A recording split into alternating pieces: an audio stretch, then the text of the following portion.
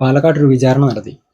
വിചാരണ നടത്തിയത് കോടതിയല്ല, നിയമമല്ല, പോലീസും അല്ല. അവിടെയുള്ള കുറേ ആൾക്കാർ കൂടി ഒരു വിചാരണ നടത്തി. അതിഥി തൊഴിലാളി എന്നൊക്കെയാണല്ലോ നമ്മൾ സാധാരണ പറയുന്നത്. അവരെ അപമാനിക്കരുത്, അവരെ അതിഥികളായിട്ട് കാണണം, അതിഥി ദേവോ ഭവ എന്നൊക്കെയാണല്ലോ. അങ്ങനെ കാണുന്ന ഒരുത്തനെ ഒരു നാട്ടിൽ കുറേ ആൾക്കാർ കൂടി തല്ലിക്കൊന്നു. എന്തിനാ തല്ലിക്കൊന്നെന്നറിയോ?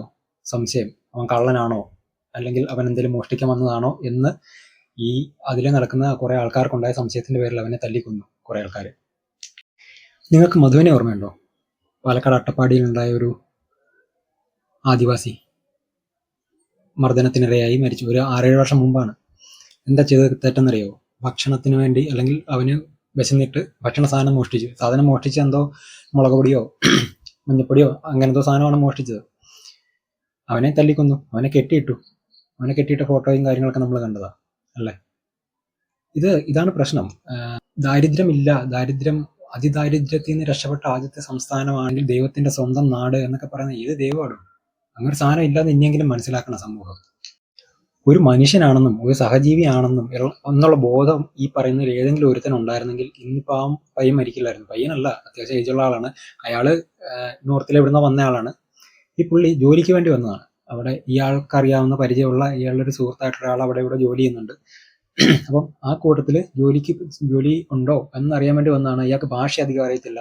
ഒരാഴ്ച ആയിട്ടുള്ളൂ നാട്ടിൽ നിന്ന് വന്നിട്ട്. ഇയാളെ കണ്ടു കഴിഞ്ഞപ്പോഴത്തേനും അവിടെ ഈ പറയുന്ന പോലെ ഈ തൊഴിലുറപ്പ് പരിപാടിക്ക് അല്ലെങ്കിൽ ആ പണിക്ക് വന്നിരുന്ന കുറെ സ്ത്രീകൾക്ക് സംശയം തോന്നി അവൻ കള്ളനാണോ എന്ന്. എന്ത് ചെയ്യാൻ പറ്റും? ഒരു മനുഷ്യനെ കണ്ടിട്ട് അവൻ കള്ളനാണോ എന്ന് സംശയം തോന്നിയതിന്റെ പേരിൽ അവനെ കള്ളനായിട്ട് വിധിച്ച് അവനെ നിലത്തിട്ട് തല്ലിക്കൊന്നു. ഈ പോസ്റ്റ്മോർട്ടം റിപ്പോർട്ടിൽ പറയുന്നത് 40-ലേറെ മുറിവുകൾ അല്ലെങ്കിൽ ചതവുകൾ, വടികൊണ്ടടിച്ചതുപോലെയുള്ള ചതവുകൾ അവന്റെ ശരീരത്തിൽ ഉണ്ടായിരുന്നു എന്നാണ് പറയുന്നത്. തല തൊട്ട് കാല് വരെയുള്ള സ്ഥലത്ത് 40-ലേറെ ചതവുകൾ ഉണ്ടായിരുന്നു. 1-2 അല്ല. അപ്പം നിങ്ങളൊന്ന് വിചാരിച്ച് നോക്കണം. നമ്മുടെ സമൂഹത്തിലുള്ള നമ്മളെപ്പോലെ തന്നെയുള്ള ഒരു മനുഷ്യനെ, നമ്മളെപ്പോലെ വേദനയുള്ള ഒരു മനുഷ്യനെ വെറുതെ തല്ലിക്കൊല്ലുകയാണ്. ഈ ആൾക്കൂട്ടം എന്ന് പറയുന്നത് എപ്പോഴും വലിയ പ്രശ്നമാണ്. കാരണം എന്തെന്ന് പറയാം. സിമ്പിളായിട്ട് പറഞ്ഞാൽ, നിങ്ങൾ ശ്രദ്ധിച്ചിട്ടുണ്ടോന്ന് അറിയത്തില്ല, ഒരു 1-2 പേർക്ക് ചെയ്യാൻ പറ്റുന്ന, അല്ലെങ്കിൽ ഒരു ഏതെങ്കിലും തരത്തിലുള്ളൊരു വഴക്കോ സംഘർഷമോ ഏതെങ്കിലും തരത്തിലുള്ളൊരു കാര്യം ഉണ്ടാകാൻ പോകാന്ന് വിചാരിക്കുക.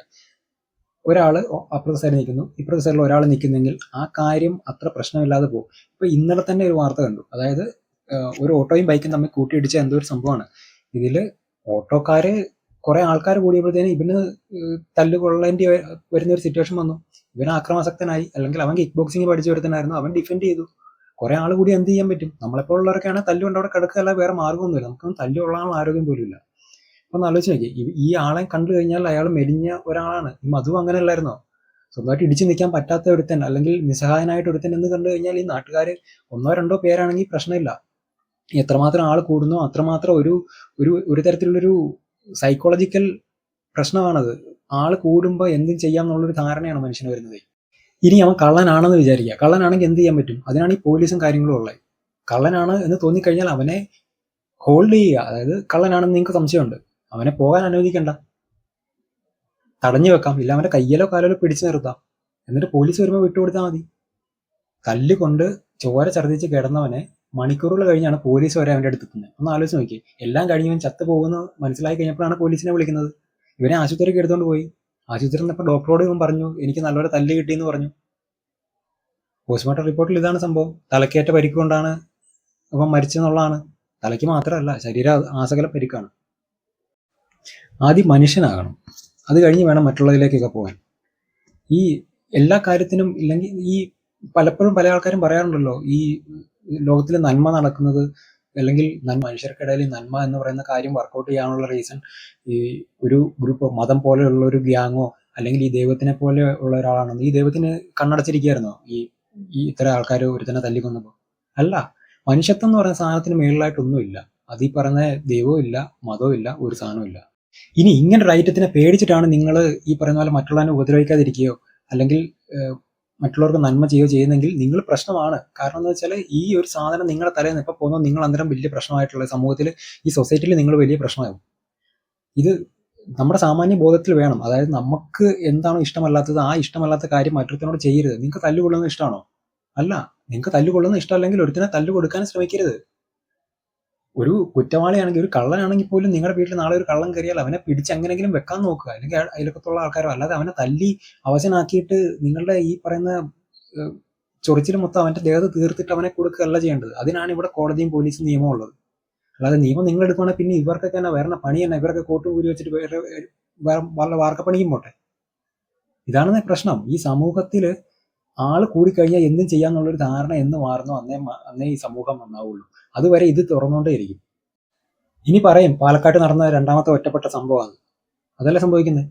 ഒരാഴ്ച കഴിയുമ്പോൾ എല്ലാവരും ഇത് മറക്കും. ഇത്തരത്തിലുള്ള കാര്യങ്ങളൊന്നും ആർക്കും ചർച്ച ചെയ്യാൻ പോലും താല്പര്യമില്ല.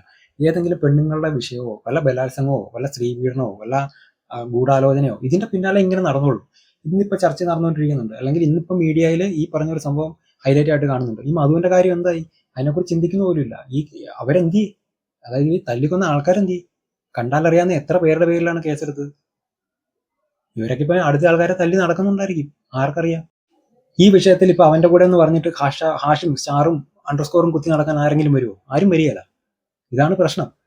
ഏതെങ്കിലും സെലിബ്രിറ്റീസ് ആണെങ്കിൽ, അല്ലെങ്കിൽ അത്തരത്തിലെങ്കിലും ഈ സമൂഹം അറിയപ്പെടുന്ന ആൾക്കാരാണെങ്കിൽ ഇവരുടെ പിന്നാലെ ഇങ്ങനെ ആൾക്കാർ കരഞ്ഞു തേങ്ങി നടക്കും. അത് രണ്ടു ഭാഗത്തും നടക്കും. ചെയ്യുന്നവന്റെ ഭാഗത്തും നടക്കും, വാങ്ങുന്നവരുടെ ഭാഗത്തും നടക്കും. ഇവന് ആരാന്നറിയത്തില്ല. ഇവൻ മദ്യപിക്കാറില്ലാത്ത, അല്ലെങ്കിൽ മദ്യപിക്കാറുണ്ട്, പക്ഷെ അത്തരത്തിൽ അവന് മാനസിക പ്രശ്നമില്ല, അക്രമാസക്തനാകുന്ന ആളല്ല, ഒരു പാവമാണെന്ന് പറഞ്ഞു.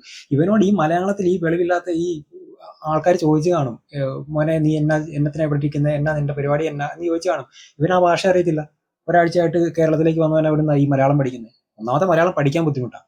ഇവിടെ ഈ 4-5 വർഷമൊക്കെ ജോലി ചെയ്യുന്നവരൊക്കെയാണ് അത്യാവശ്യമെങ്കിലും മലയാളം പറഞ്ഞാലെങ്കിലും മനസ്സിലാകുന്ന ആൾക്കാർ. ഈ മലയാളം അറിയാതെ അവൻ ഈ പറയുന്ന അമ്മച്ചിമാരോട് എന്ത് പറയുമെന്ന് പറ. അവർക്ക് സംശയം തോന്നി. എന്നാ സംശയം തോന്നിയെങ്കിൽ അടുത്ത പോലീസിനെ വിളിച്ചു പറയണ്ടേ? പോലീസിനെ വിളിക്കുന്നവരെ നാട്ടുകാരെ വിളിച്ചു. ഏതവനെയൊന്ന് തല്ലണ്ടേ, ഏതവന്റെ മെക്കിട്ടാ കയറണ്ടെന്ന് ചിന്തിച്ചിരിക്കുന്ന കുറെ ആൾക്കാർ വന്നിട്ട് ഇവനെ എടുത്തിട്ട് മേഞ്ഞു. ഛർദ്ദിച്ച് അവിടെ മരിക്കും എന്ന് ഇവർക്ക് ഉറപ്പായപ്പോൾ പോലീസിനെ വിളിച്ചു. പോലീസും മണിക്കൂർ കഴിഞ്ഞ് വന്ന് ഇവനെ പൊക്കിയെടുത്ത് ആശുപത്രി കൊണ്ടുപോയി. അവൻ മരിച്ചുപോയി. അവൻ സംസാരിച്ചു എന്നാണ് ഡോക്ടർ പറയുന്നത്. തല്ലുകൊണ്ടുവന്നു. ഒന്ന് ആലോചിച്ച് നോക്കണം. നമ്മളാണെങ്കിലോ, നമ്മൾ എവിടെയെങ്കിലും സ്ഥലത്ത്, ഞാനൊക്കെ ഈ പണ്ട് 10 വിജയപടം കണ്ടതിന്റെ ബലത്തിലായി തമിഴ്നാട്ടിൽ ജോലിക്ക് പോയത്. ഈ തമിഴ്നാട്ടിൽ ജോലിക്ക് പോകുമ്പോൾ പോലും നമ്മളെ, അതായത് നമുക്ക് ഭാഷ അറിയാൻ മേലാത്തത് കൊണ്ട് അവിടെ ഉണ്ടാകുന്ന പല പ്രശ്നങ്ങളും ഞാൻ ഫേസ് ചെയ്തിട്ടുള്ള ആളാണ്.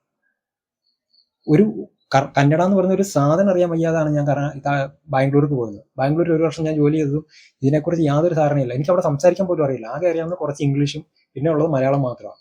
ഈ സാധനം കൊണ്ടാണ് ഞാനവിടെ പിടിച്ചു നിന്നത്. അവിടെ ഓരോ ആൾക്കാർ നമ്മളെ ഇൻസൾട്ട് ചെയ്യുന്നത് കണ്ടു കഴിഞ്ഞാലോ നമുക്ക് സങ്കടം വരും. എനിക്കിപ്പോൾ തോന്നുന്നത് ഈ പറഞ്ഞ വിദേശത്തോടെ അല്ലെങ്കിൽ പല സ്ഥലത്തേക്കും പഠിക്കാനൊക്കെ അല്ലെങ്കിൽ ജോലിക്ക് പോകണമെങ്കിൽ അവിടുത്തെ ഭാഷ കൃത്യമായിട്ട് മനസ്സിലാക്കണം എന്ന് പറയുന്നതിന്റെ റീസൺ ഇതാണ്. അവിടെ ചെന്ന് ഒറ്റപ്പെട്ടു പോയി കഴിഞ്ഞാൽ ഒന്നും ചെയ്യാൻ പറ്റില്ലെന്നേ. ഇവൻ അതുപോലെ സംഭവിച്ചതായിരിക്കും.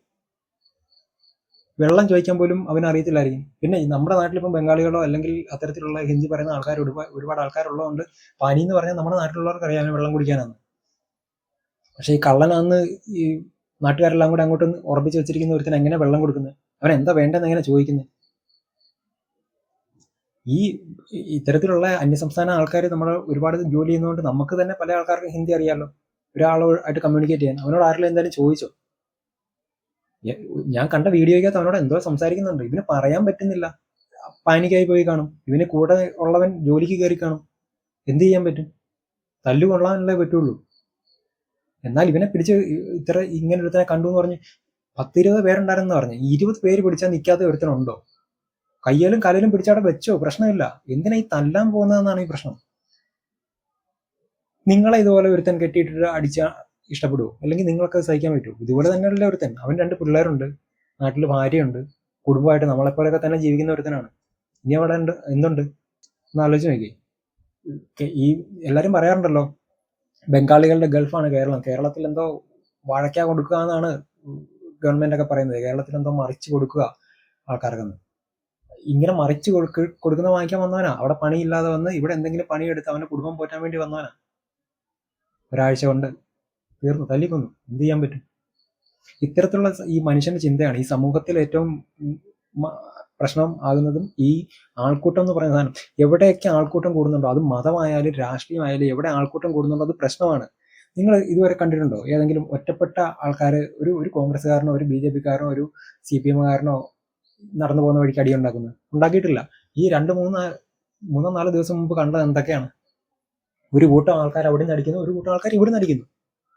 ഇതേ അടി തന്നെയല്ല മതത്തിന്റെ പേരിൽ നടക്കുന്നത്, ദൈവത്തിന്റെ പേരിൽ നടക്കുന്നത്. എന്നിട്ട് പറയും ഇതെല്ലാം ഈ മനുഷ്യന്റെ നന്മയ്ക്ക് വേണ്ടിയിട്ട്. ഇതാണ് നന്മ, തല്ലിക്കൊല്ലുന്നത്. ആദിവാസികളുടെ ഉന്നമനത്തിന് വേണ്ടിയിട്ട് എന്തോ ചെയ്യുന്നു എന്ന് പറഞ്ഞു. മിനിമം അവൻ ആദിവാസിയാണെന്ന് മനസ്സിലാക്കണം. ഞാൻ ചോദിക്കുന്നത്, ഈ ഭക്ഷണം എന്ന് പറയുന്ന സാധനം എടുക്കുന്നതിന് ഒരുത്തനെ കുറ്റം പറയുന്നത് എങ്ങനെയാണെന്ന് എനിക്ക് മനസ്സിലാക്കില്ല. എവിടെയെങ്കിലും നമ്മൾ ഭക്ഷണം കഴിക്കാൻ കയറുന്നുണ്ടെങ്കിൽ മറ്റൊരുത്തനും കൊടുക്കാനും അല്ലെങ്കിൽ അവനും കൂടെ പങ്കിട്ട് കൊടുക്കാനല്ലേ നമ്മൾ ചിന്തിക്കണ്ടേ. ഇനി അതല്ലെങ്കിൽ നമ്മൾ കഴിക്കാതിരിക്കണം. വരുന്ന ഒരുത്തിന് കൊടുക്കാൻ ഭക്ഷണം ഇല്ല നമ്മുടെ കയ്യിൽ, ഒട്ടുമില്ല, നമുക്കുള്ള മാത്രമേ ഉള്ളെങ്കിൽ അവനുള്ളപ്പോൾ കഴിക്കാതിരിക്കുക, അല്ലെങ്കിൽ അവനും കൂടെ പങ്കിട്ട് കൊടുക്കുക. അതല്ലേ ചെയ്യണ്ടേ. ഒരു കടലിരിക്കുന്നവരും ബിസിനസ്സിനായിരിക്കുന്നത്, ഇനി അവൻ്റെ കയ്യിൽ നിന്ന് ഫ്രീ ആയിട്ട് അങ്ങനെ തരുന്ന അവൻ പിന്നെ അങ്ങനെ ജീവിക്കുന്നതെന്ന് ചോദ്യമൊക്കെ ശരിയാണ്. ഇതെല്ലാവർക്കും ഫ്രീ ആയിട്ട് കൊടുക്കുന്ന കാര്യത്തിനെ കുറിച്ചല്ലല്ലോ പറയുന്നത്. ഇത്തരത്തിൽ ഭക്ഷണത്തിനോ ആഹാരത്തിനോ വേണ്ടിയിട്ട് ഒരുത്തിന് എന്തെങ്കിലും ഒരു കാര്യം ചെയ്തു കഴിഞ്ഞാൽ അതിന്റെ പിന്നാലെ അവനെ കുറ്റവാളിയാക്കി, അവനെ കള്ളനാക്കി, അവനെ തല്ലിക്കൊന്ന് എന്താ സംഭവിക്കുന്നതാ. ഈ കുറച്ച് നാൾ മുമ്പ് ഒരു കവിത എഴുതിയതാണ്. അതിനകത്ത് പറയുന്ന ഈ മധുവിന്റെ കാര്യം തന്നെയാണ് പറയുന്നത്. എങ്ങനെയാണ് ഒരു മനുഷ്യന് ഭക്ഷണം എടുത്തു എന്ന് പറഞ്ഞ് എന്നിട്ടാണ് ഈ പറയുന്ന ദാരിദ്ര്യമേ ഇല്ല എന്ന് പറയുന്നത്. ദാരിദ്ര്യമുണ്ട്, ഒരു നേരത്തെ ഭക്ഷണത്തിന് ഗതിയില്ലാത്ത ആൾക്കാരുണ്ട്. അല്ലാതെ ഈ റേഷൻ കാർഡ് നോക്കിയിട്ട് അതിദാരിദ്ര്യം ഇല്ലെന്ന് പറഞ്ഞിട്ട് കാര്യമില്ല. മനുഷ്യന് ഭക്ഷണം കിട്ടാൻ ആവശ്യമുള്ള ആൾക്കാരുണ്ട്, ഭക്ഷണത്തിന് വേണ്ടി കഷ്ടപ്പെടുന്ന ആൾക്കാരുണ്ട്. അത് നമ്മുടെ സമൂഹത്തിലുണ്ട്. അത് ഒരിക്കലും മാറില്ല. ലോകത്തിൽ നമ്മുടെ കയ്യിലുള്ള എല്ലാവരുടെയും പൈസ വെച്ച് ഡിവൈഡ് ചെയ്ത് എല്ലാവരെയും സമത്വത്തിലേക്ക് കൊണ്ടുവന്ന, അല്ലെങ്കിൽ ഈ സാമ്പത്തിക സമത്വത്തിലേക്ക് കൊണ്ടുവന്നാൽ പറ്റുമെന്ന് ചോദിക്കാം. സാമ്പത്തിക സമത്വം എന്ന് പറയുന്ന സാധനം ഒരിക്കലും നടക്കാത്തൊരു കാര്യമാണ്. ഇത്തരത്തിലുള്ള ആൾക്കാരെ നമുക്ക് എന്തെങ്കിലും തരത്തിലുള്ള ഹെൽപ്പ് ചെയ്യാൻ പറ്റുമെങ്കിൽ അത് ചെയ്യുക. ഒരു ജോലിക്ക് വേണ്ടി അവൻ എന്തൊക്കെ പ്രതീക്ഷകൾ കൊണ്ടായിരിക്കും അവൻ അവിടുന്ന് ട്രെയിൻ കയറി ഇവിടെ വന്നത്, അല്ലേ? എന്ത് ചെയ്യാൻ പറ്റും? സത്യം പറഞ്ഞാൽ ഈ നമ്മളൊക്കെ ലജ്ജിക്കണം മലയാളി എന്ന് പറയാനായിട്ട്. ഇന്നലെ മിനിങ്ങാന്ന് മറ്റൊരു വീഡിയോ ഉണ്ട്, ബാംഗ്ലൂരാണെന്ന് തോന്നുന്നു. ഒരു ഹസ്ബൻഡ്, അയാൾക്കെന്തോ അറ്റാക്ക് പോലെ എന്തോ വന്നിട്ട് ഇയാളായിട്ട് ഹോസ്പിറ്റലിൽ ചെന്ന് ECG എടുത്തപ്പോൾ അതിലെന്തോ വേരിയേഷൻ ഉണ്ട്. ഇമ്മീഡിയറ്റ് ആയിട്ട് അടുത്ത ഹോസ്പിറ്റലിലേക്ക് പൊക്കുമെന്ന് പറഞ്ഞാൽ ഹോസ്പിറ്റലുകാർ റെഫർ ചെയ്തു. ഒരു ആംബുലൻസ് പോലും അവർ അറേഞ്ച് ചെയ്ത് കൊടുത്തിട്ടില്ല. ഈ വൈഫ് ഇയാളെ പുറകെ വെച്ചിട്ട് സ്കൂട്ടറിൽ പോയി ഇയാൾ പോയ വഴിക്ക് ബോധം കെട്ട് റോഡിൽ വീണു. ഈ സ്ത്രീയും വീണ് റോഡിൽ കിടക്കുകയാണ്. 1/4 മണിക്കൂർ റോഡിൽ കിടക്കുക. വഴിയെ പോകുന്ന എല്ലാ വണ്ടിക്കും അവർ കൈ കാണിക്കുന്നുണ്ട്. ഒരു വണ്ടിയും നിർത്തിയിട്ടില്ല. അയാൾ റോഡിൽ കിടന്ന് മരിച്ചുപോയി. അന്നേരം അതിന്റെ ആ പോസ്റ്റിന്റെ താഴെ വന്ന കുറെ കമന്റുകളാണ്, കേരളത്തിലാണെങ്കിൽ ഇങ്ങനെ സംഭവിക്കില്ല, ആരെങ്കിലും എന്തെങ്കിലും ചെയ്യും. ആ ചേത്താണ് ഈ കണ്ടത്. പ്രശ്നമാണെന്നേ, കേരളത്തിന്റെ മാത്രം പ്രശ്നമല്ല, സൊസൈറ്റി, നമ്മുടെ സമൂഹം കൂട്ടം കൂടുന്നതെല്ലാം പ്രശ്നം തന്നെയാണ്. എന്തുകൊണ്ടാണ് ഈ ഏതെങ്കിലുമൊക്കെ പ്രശ്നം, അല്ലെങ്കിൽ സമൂഹത്തിൽ ഈ പറഞ്ഞ കൊറോണ വിട്ടേക്ക്, കൊറോണ അത് രോഗം പടരും അല്ലെങ്കിൽ വൈറസ് പടരും എന്നുള്ളത് കൊണ്ടാണ്. പലപ്പോഴും ഈ ഇത്തരത്തിലുള്ള എന്തെങ്കിലും ഒരു സംഘർഷ സാധ്യതയുള്ള സമയത്ത് കൂട്ടം കൂടരുതെന്ന് പറയുന്നത് തന്നെ, കൂട്ടം കൂടുന്നത് പ്രശ്നമാണ്. ഒരു ഗ്രൂപ്പ് ഓഫ് ആൾക്കാരെന്ന് പറയുന്നത് സാമാന്യ ബോധം കൊണ്ട് ചിന്തിക്കാൻ പറ്റാത്ത അവസ്ഥയിലായിരിക്കും അവർ നിൽക്കുന്നത്. അതുകൊണ്ടാണ് ഈ കൂട്ടങ്ങളെല്ലാം പ്രശ്നമാണെന്ന് പറയുന്നത്. അത് എന്ത് കൂട്ടമാണെങ്കിലും പ്രശ്നമാണ്. ഇനി ഈ പറഞ്ഞ ഞാനിപ്പം മതത്തിനെയും രാഷ്ട്രീയത്തിനെയും പറഞ്ഞെന്ന് പറഞ്ഞിട്ട് മതവും രാഷ്ട്രീയവും അല്ലാതെ ഒരു സ്കൂൾ കുട്ടികൾ തമ്മിൽ ഈ മറ്റുള്ള ആൾക്കാരുമായിട്ട് ബഹളം ഉണ്ടാക്കുന്നത് കണ്ടിട്ടില്ല ഈ കഴിഞ്ഞിടയ്ക്ക് വീഡിയോ. ഒരു സ്കൂളിലെ യൂണിഫോം ഇട്ട കുറെ ആൾക്കാർ ബാക്കിയുള്ള വേറെ ആൾക്കാരുമായിട്ട് പ്രശ്നം ഉണ്ടാക്കുകയാണ്. കൂട്ടം കൂടുന്നതെല്ലാം പ്രശ്നമാണ്. ഒന്നെങ്കിൽ കൂട്ടം കൂടുന്നവർ ചിന്തിക്കണം. ഇപ്പൊ എങ്ങനെ കേസെടുക്കും? എത്ര പേർക്ക് ഞാൻ അല്ലല്ലോ തല്ലി, അവനും തല്ലിയില്ലേ, മറ്റവനും തല്ലിയില്ലേ എന്നല്ലേ പറയുള്ളൂ. അതാണ് പ്രശ്നം. ഇവന് തല്ലണമെന്നുണ്ടായിട്ട് തല്ലുന്നതല്ല. വേറൊരുത്തൻ തല്ലുന്ന കാണുമ്പോൾ ഇവൻ കൂടെ തല്ലും. ഏതെങ്കിലും ഒരുത്തൻ തുടങ്ങി വെച്ചാൽ മതിയല്ലോ. അതാണ് പ്രശ്നം. ഈ സത്യം പറഞ്ഞാൽ ഈ നിയമവും കോടതിയും ഇതൊന്നും ആവശ്യമില്ല. മനുഷ്യർ തന്നെ എല്ലാ കാര്യം ചെയ്യുന്നു. മനുഷ്യർ മീഡിയ ഉണ്ടെങ്കിൽ പിന്നെ ഈ പറയുന്ന കോടതിയുടെ ആവശ്യമില്ല, പോലീസിന്റെ ആവശ്യമില്ല. ആൾക്കാരെ അവർ തന്നെ സെലക്ട് ചെയ്യും. അവർ ചെയ്ത കുറ്റങ്ങൾ മീഡിയ തന്നെ തെളിയിക്കും. ഇനി അവർ കുറ്റം ചെയ്തിട്ടില്ല എങ്കിൽ തന്നെ അവരുടെ തലയിൽ കുറ്റം വെച്ച് കൊടുത്ത് എങ്ങനെ അവരെ കുറ്റവാളിയാക്കാമെന്നാണ് മീഡിയ നോക്കിക്കൊണ്ടിരിക്കുന്നത്. ഇവർക്ക് വേണ്ടത് ഈ പറയുന്ന റേറ്റിംഗും അവർക്ക് മാസം കിട്ടുന്ന ശമ്പളം. അതിനുവേണ്ടി ഈ വാദോരാതമായിട്ടളിക്കുന്ന കാര്യങ്ങളാണ് അവർ ചെയ്തുകൊണ്ടിരിക്കുന്നത്, അല്ലേ? ഈ അടുത്ത് എന്തൊക്കെ പ്രശ്നങ്ങൾ മീഡിയ കൊണ്ട് മാത്രം ഉണ്ടായ എന്തൊക്കെ സംഭവങ്ങൾ ഉണ്ടായിട്ടുണ്ട്. ഇനിയെങ്കിലും ഈ വരുന്ന ഒരുത്തൻ അവൻ പ്രശ്നക്കാരനാണ്, അല്ലെങ്കിൽ അവൻ നോർമൽ അല്ല, അല്ലെങ്കിൽ അവൻ നമ്മുടെ സൊസൈറ്റിയിൽ വയലന്റ് ആകുന്ന, അല്ലെങ്കിൽ സമൂഹത്തിന് ദോഷം ചെയ്യുന്ന രീതിയിലാണ് അവന്റെ പോക്ക്, അല്ലെങ്കിൽ അവന്റെ ബിഹേവിയർ, അവന്റെ പെരുമാറ്റമെങ്കിൽ ഇവനെ ഹോൾഡ് ചെയ്ത് വെക്കാൻ എന്തെങ്കിലും ഓപ്ഷൻ കണ്ടുപിടിക്കുക. 10 പേരെ നിങ്ങൾ വിളിച്ചു കൂട്ടിയിട്ട് അവനെ കയ്യും കാലും വേണമെങ്കിൽ കെട്ടിയിട്ടു, എന്നിട്ട് പോലീസിനെ വിളിച്ച് അവനെ ഏൽപ്പിച്ചു. ഈ തല്ലിക്കഴിഞ്ഞാൽ ഒരു മനുഷ്യനല്ലേ, ഇവിടെ തല്ലിയാൽ എങ്ങനെ എന്ത് സംഭവിക്കും നമുക്ക് പറയാൻ പറ്റില്ലല്ലോ. നമുക്ക് തല്ലാനും അറിയത്തില്ല, കാളം പൂളായിട്ട് അടിക്കുകയല്ലേ ഉള്ളൂ. അല്ലാതെ ഈ മർമ്മം എവിടെ തല്ലിയാൽ എന്ത് സംഭവിക്കും നമുക്കറിയില്ല. വരുന്നവൻ പോകുന്നവനും എല്ലാം തല്ലിയിട്ട് പോകും. എന്താ കാര്യമെന്ന് പോലും ആരും അന്വേഷിക്കുകയല്ല. എല്ലായിടത്തും അതല്ലേ പ്രശ്നം. ഒരു ആക്സിഡന്റ് ഉണ്ടായാലൊന്നും നോക്കിയേ, ആള് കൂടി കഴിഞ്ഞാൽ വരുന്നവനും പോകുന്നവനും എല്ലാം തല്ലിയിട്ട് പോകും. ഇത്തരത്തിലുള്ള പ്രശ്നങ്ങളാണ് നമ്മുടെ സമൂഹത്തിൽ ഉണ്ടാകുന്നത്. പിന്നെ ഈ മനുഷ്യത്വം എന്ന് പറഞ്ഞിട്ട് എന്ത് ചെയ്യാനാ? മനുഷ്യത്വം എന്ന് പറയുന്ന സാധനം എങ്ങനെയോ നഷ്ടപ്പെട്ടുകൊണ്ടിരിക്കുകയാണ്. അല്ലെങ്കിൽ ഈ മനുഷ്യൻ എന്നുള്ള പരിഗണന ആദ്യം നമ്മൾ ഏറ്റവും പ്രയോറിറ്റി കൊടുക്കേണ്ട മനുഷ്യത്വം അല്ലെങ്കിൽ മനുഷ്യൻ എന്നുള്ള ഒരു ധാരണ വേണം. അല്ലാതെ അവൻ ഇങ്ങനെ ഒരുത്തനാ, അവൻ ഈ പാർട്ടിയിലുള്ളവനാ, അവൻ ഈ മതത്തിലുള്ളവനാ, അവൻ നിറമില്ലാത്തവനാ, അവൻ നിറമുള്ളവനാ, അല്ലെങ്കിൽ അവൻ വേറെ സ്കൂളിലുള്ളവനാ, അവര് വേറെ ക്യാമ്പിലുള്ളവനാ, ഇങ്ങനെ ചിന്തിക്കുന്നതാണ് പ്രശ്നം. ഇതെല്ലാവരും മനുഷ്യരാണെന്ന് ചിന്തിച്ചു കഴിഞ്ഞാൽ തീരുന്ന പ്രശ്നമേ ഉള്ളൂ. ചിന്തിക്കുകയല്ല. പറഞ്ഞു കഴിഞ്ഞാൽ നമ്മളെന്തോ കുറ്റകൃത്യം ചെയ്തു എന്നുള്ള രീതിയിലാണ് നമ്മളോട് പെരുമാറുന്നത്. അതിനെന്ത് ചെയ്യാൻ പറ്റും? ഒന്നും ചെയ്യാൻ പറ്റില്ല. ഇനിയെങ്കിലും മനുഷ്യൻ നമുക്ക് പ്രശ്നം ഉണ്ടാകുന്ന അല്ലെങ്കിൽ നമുക്ക് ഇഷ്ടമല്ലാത്ത ഒരു കാര്യം മറ്റൊരുത്തനോട് ചെയ്യാതിരിക്കാൻ ശ്രമിക്കുക.